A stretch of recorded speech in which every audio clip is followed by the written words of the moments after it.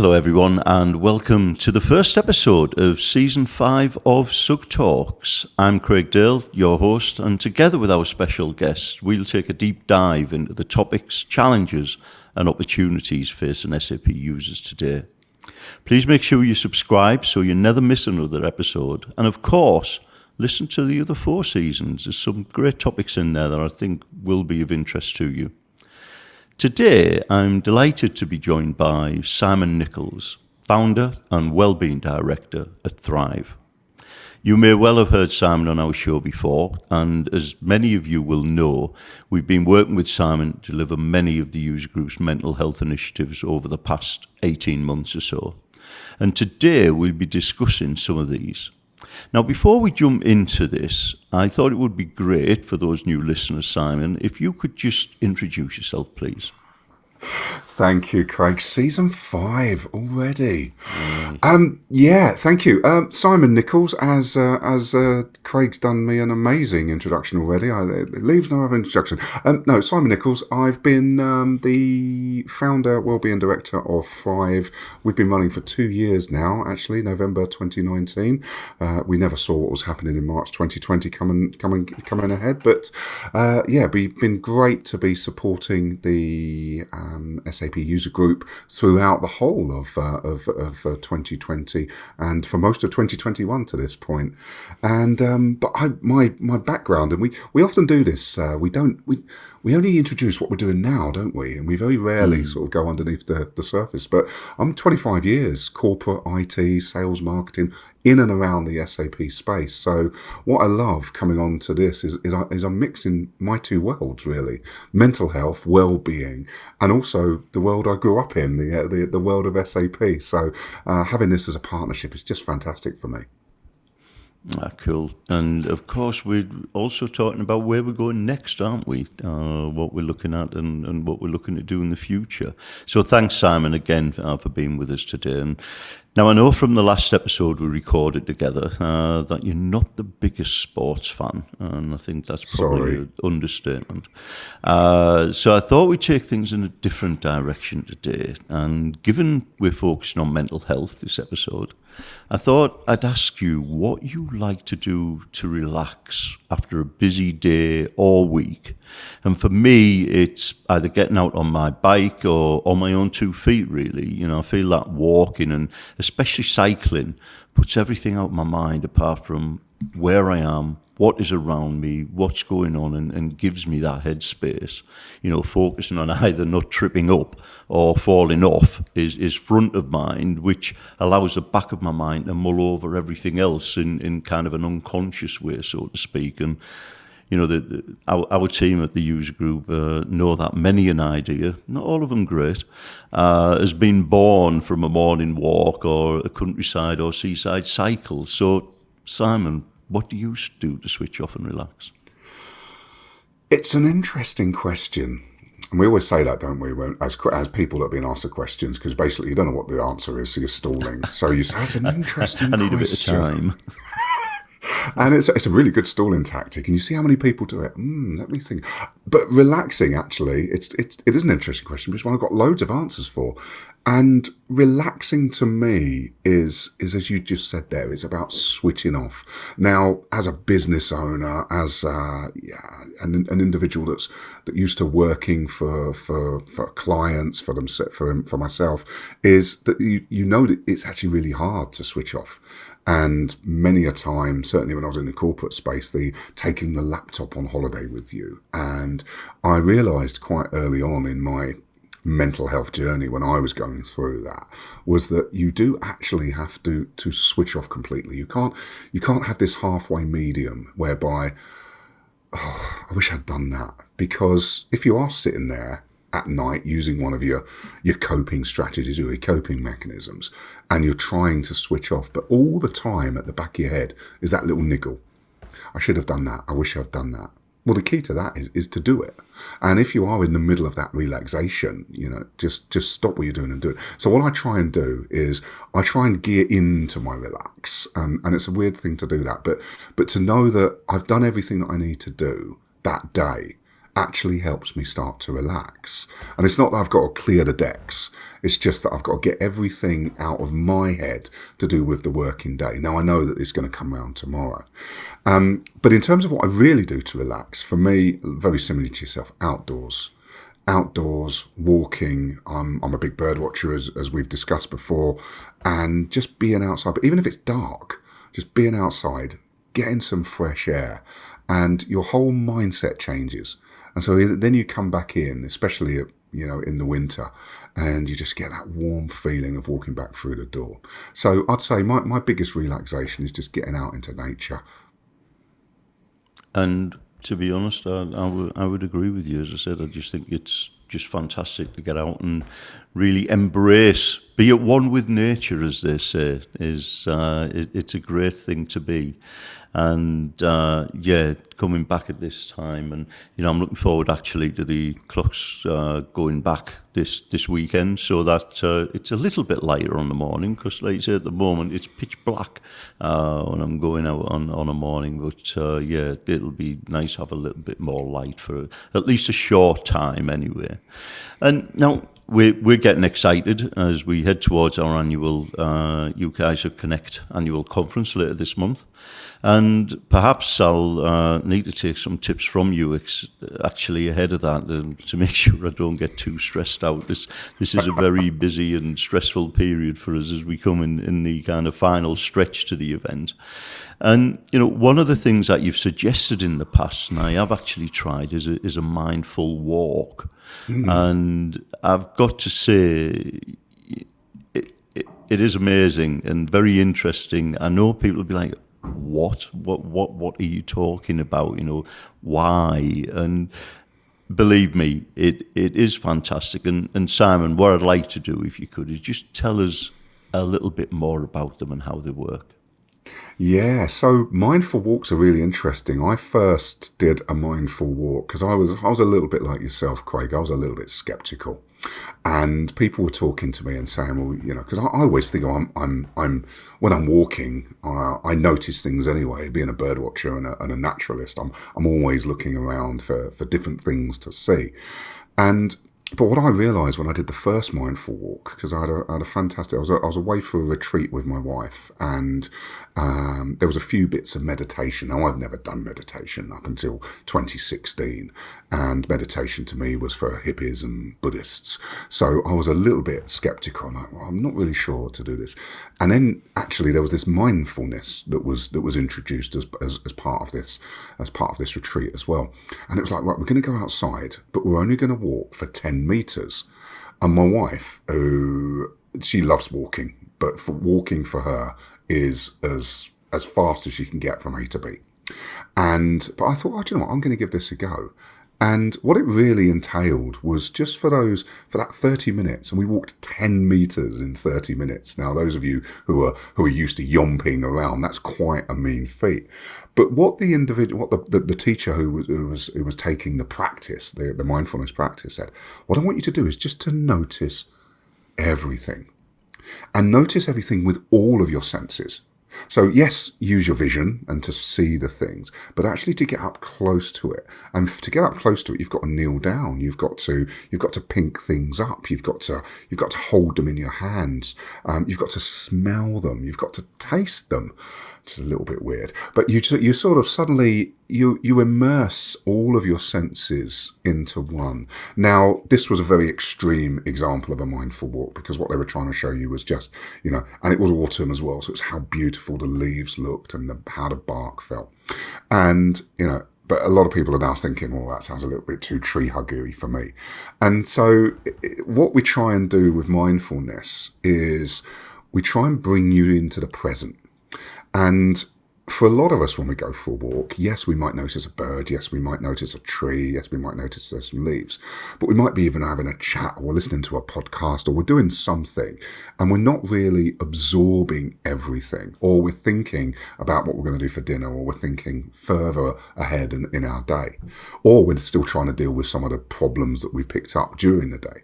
And being present or being mindful is about just get rid of all the thoughts and just focus on what's in front of you. And the best way to focus on what's in front of you is to hold it in your hand.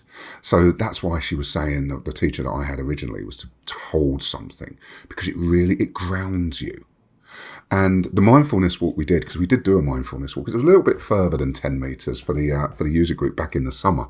And I did a live feed on my iPhone, and it worked. It sort of worked and it didn't work.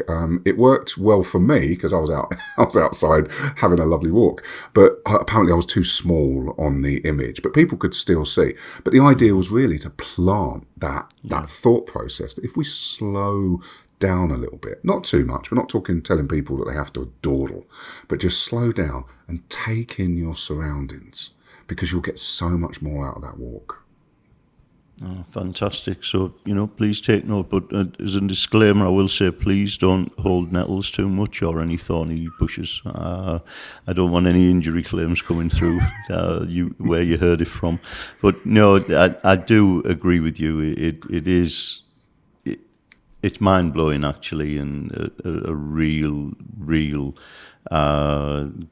good place to relax and good way to do that. So thanks for that, Simon. And just going back to the conference, I'm delighted to say you'll be with us throughout the event. And I understand that one of the main focuses is going to be around finding your well-being focus. And perhaps, Simon, could you start off by explaining what this will entail? Well, so when we start to think, and again, thank you so much for allowing me to be part of the conference. It's a real honour and a privilege. I mean, I've attended many years as for the other side of the fence, and now to be part of the team, as it were, and with no real set agenda. I'm really looking forward to it. It's the first time I think I've gone there, and I'm actually going to there's nothing. All I need to do is just be there, and that's what's really, and be present, which is brilliant. But what we're talking about, well-being focus, is it's very easy to say, I'm now looking after my well-being, and I'm going to go out for a walk, and I'm going to eat healthily, and I'm going to switch off my phone at night.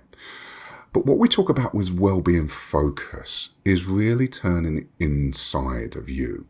So it's actually, as you start to do things that make you feel better, is to actually note them down, to recognize when it's doing you good. Because we do have things that we might not be aware that it's doing us good. And so what we were talking about when we talk about well-being focus is to really take a step back, examine everything that we do for ourselves, and then to really hone in on the ones that we really think will work. Because actually, I'm learning the piano, and I'm doing this, and I'm doing this, and I'm eating healthy. And if we try and do too much, we're actually we'll be getting little bits of input from lots of different things. So what we're really talking about is actually turning our thoughts into a bit of a more focused area, so we can really start to draw out what really works for us. Because I think you and I have chatted. You're a huge football fan. Sports is your thing. So I imagine that some of your focus for well-being is to go along and support the local team, or watch some sports. But I'm not into sports. Same way, I'm an avid bird watcher, but I can't say to you, oh, Craig, go and do bird watching, it'll make you feel brilliant. So what we're talking about is working out what's right for us. And I'm really looking forward to it, because it's a really subtle way of thinking differently about we can actually look after our own well-being. Yeah, thank you. Interesting. And I quite like that piece about, helping others understand where the focus is for them, and where that key well-being focus should be for their own selves. That's really good, because you're quite right. Everybody is an individual. And on the last time we were talking about positive self-talk. And I was just listening to something else the other day, and I know we discussed it on that. But in the majority of our self-talk is negative. I think on a podcast I was listening to, they were saying 80% of our self-talk is negative.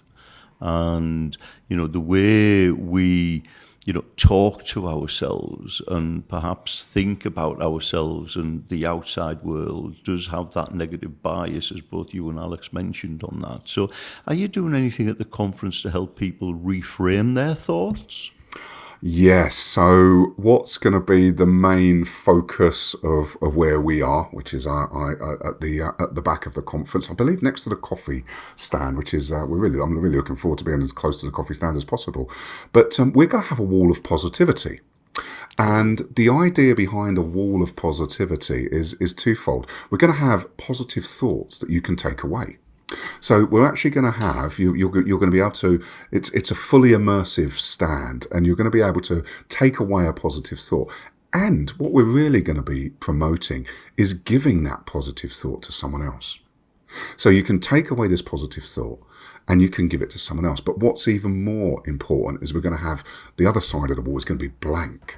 So you're going to be able to write your messages of positivity, your positive outlook, and we're going to put those up. And when the wall is complete, there's only 20 slots, so we're hoping lots and lots of people are going to come and join us and write up their positive thoughts. Then we're going to take photos of all of those positive thoughts and we're going to put it all over social media. So what we're hoping to do is, for the whole of the SAP user group, for the whole 3 days, is that everything's going to be pushed down a positive route.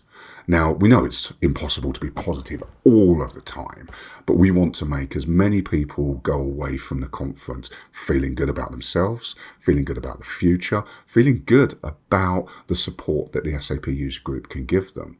And you're right. 5 times. We're 5 times as much drawn to negativity.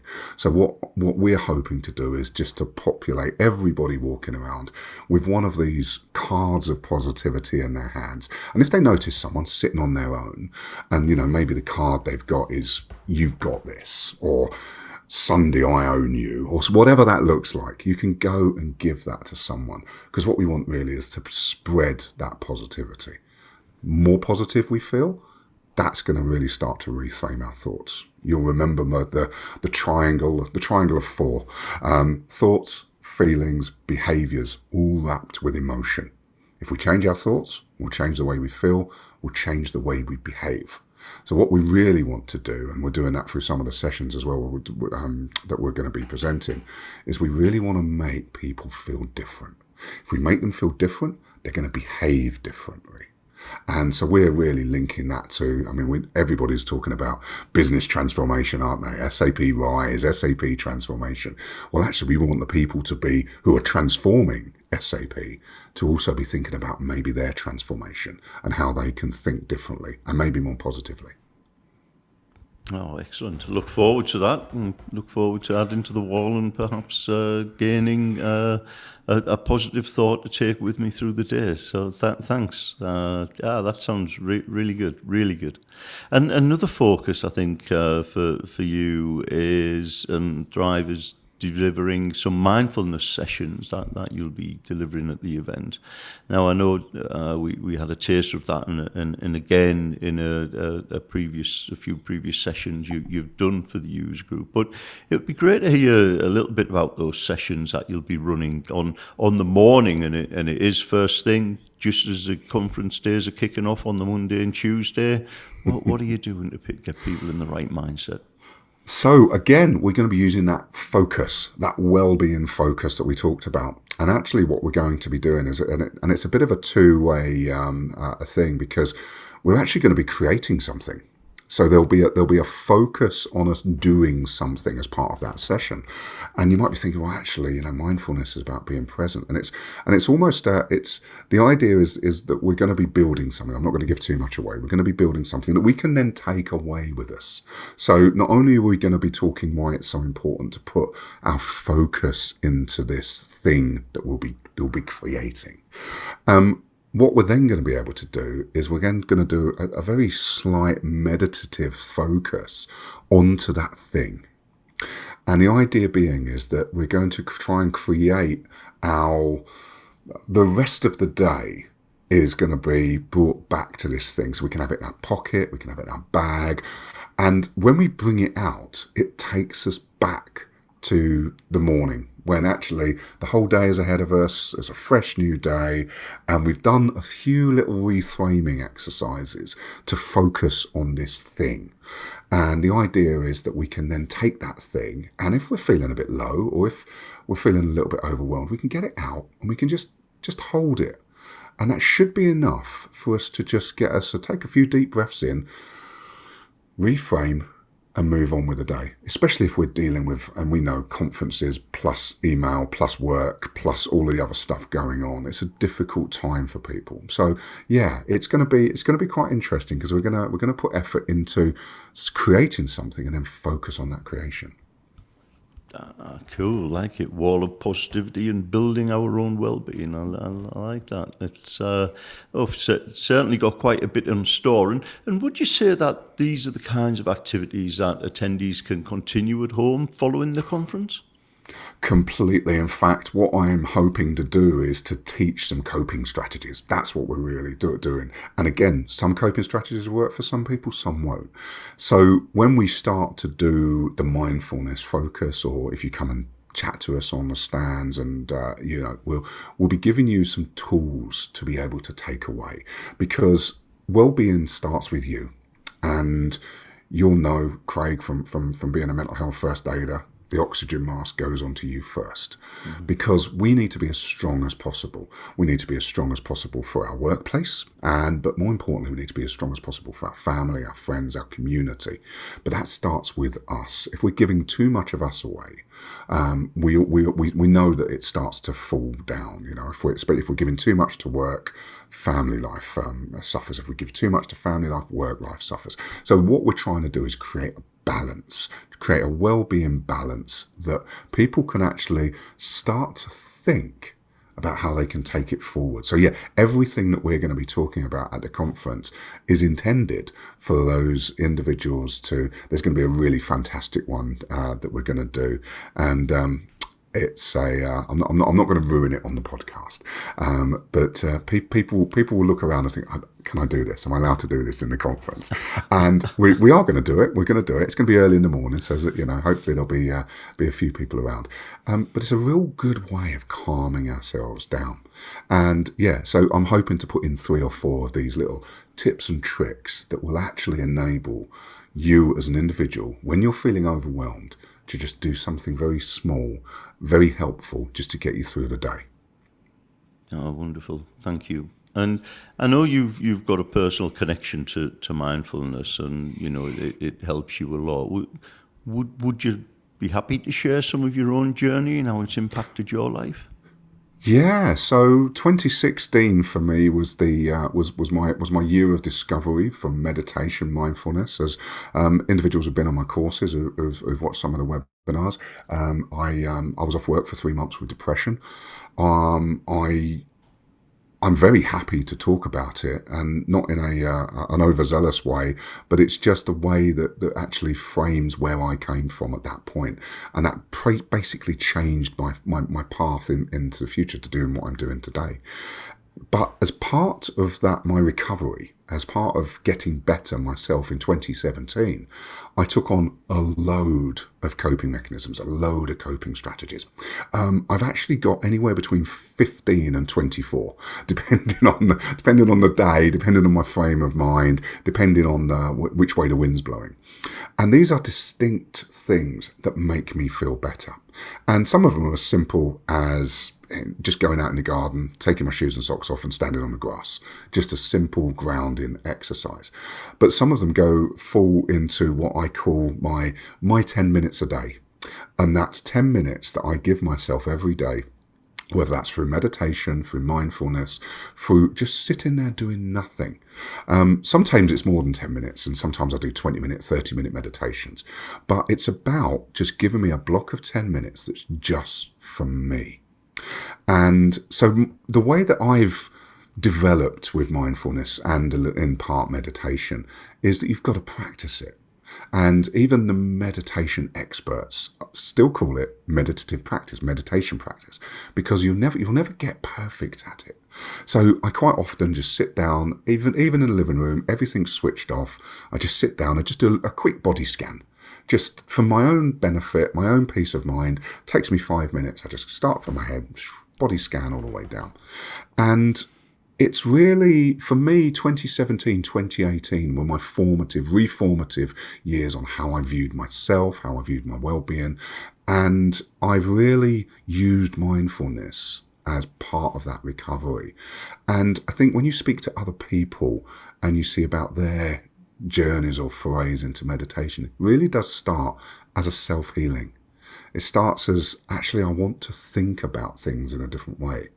So today I'm, if I don't get my 10 minutes, which has happened on a couple of occasions, I sort of get a little bit antsy about it. And I make sure that I do 20 minutes or 30 minutes the next day to catch up. But yeah, it's really important to me. And it's something that I advocate to a lot of people, that just take 10 minutes out of your day. It doesn't have to be, all gongs and ohms and incense. It can just be you sitting out in your garden on a bench and just letting the bird song wash over you and just clearing your head. That's all we're talking about. Just getting life out of your head just for 10 minutes, just to give you a bit of a reprieve. Yeah, thanks. And yeah, the body scan, I remember when I first heard that term, I thought, well, what am I doing? Just thinking about whether my elbows are aching more than my knees, or, which part of me is about to fail next. But it is quite interesting though, isn't it? When you do that, when you really do focus and move around your body, just focusing on how they feel, you can actually feel them, and it does sound odd, I think, sometimes, but you can actually feel as you're going around your body, thinking about how those parts of your body feel. Yeah, and it's for me as well. I love the feeling, because there's one that's that I do quite often called Summer Rain, and the idea is that you've got this little sort of soft spot of rain on there. It's a very visual one, this one, a very soft spot of rain on your head, and you can just feel the warmth just flooding through you, and it gets to your toes, and your toes are like all tingling because you've just pushed this warmth down through your body. And my wife and I quite often, I'm not for the last 2 years because of COVID, but we used to try and get to the I'm not sure how much we're allowed to advertise about the Centre Park Spa and at Woburn, and we'd go every sort of 9 months or so. And they've got this one called the Rain Room, and you just walk through this summer rain almost as part of the whole spa treatment, and it's just fantastic. And it just feels as though you might feel a bit chilly, and just going into this room, and this mist descends, and it immediately calms you. And for me, that's one of my most favourite, is just that. Give me a little bit of warmth and just to calm me down. Absolutely fantastic.